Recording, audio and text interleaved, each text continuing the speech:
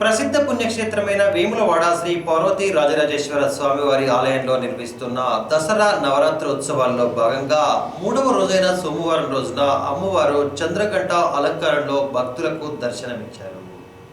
వేములవాడ శ్రీ రాజరాజేశ్వర స్వామివారి ఆలయంలో దసరా నవరాత్రి ఉత్సవాలు ఘనంగా జరుగుతున్నాయి. ఉత్సవాల్లో 3వ రోజైన సోమవారం రోజున అమ్మవారు చంద్రఘంట అలంకారంలో భక్తులకు దర్శనమిచ్చారు.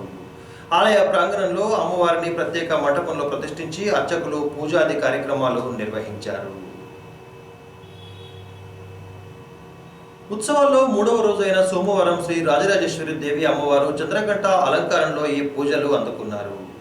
ఆలయ ప్రాంగణంలో చంద్రఘంట అమ్మవారిని ప్రత్యేక వేదికపై ఆసీనులు చేసి అర్చకులు వేద పండితులు పూజాధికారులను నిర్వహించారు. అమ్మవారికి ఈ సందర్భంగా విశేషంగా పూజలు నిర్వహించారు. దుర్గాదేవి 9 అవతారాల్లో 3వ అవతారం చంద్రఘంట దుర్గా అవతారం. భక్తులు అమ్మవారిని చంద్రఖండ, చండిక, రణచండి అని కూడా పిలుస్తారు.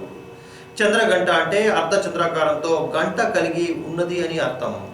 నవరాత్రుల్లో పూజించే నవదుర్గల్లో 3వ అవతారమైన చంద్రఘంట దేవి ధైర్యానికి, శక్తికి, తేజస్సుకు ప్రతీకగా భక్తులు భావిస్తారు. ఆమె తన తేజస్సుతో పూజించిన వారి పాపాలు, ఈతి బాధలు, రోగాలు, మానసిక రుగ్మతలు, భూత భయాలను దూరం చేస్తుందని భక్తుల నమ్మకం.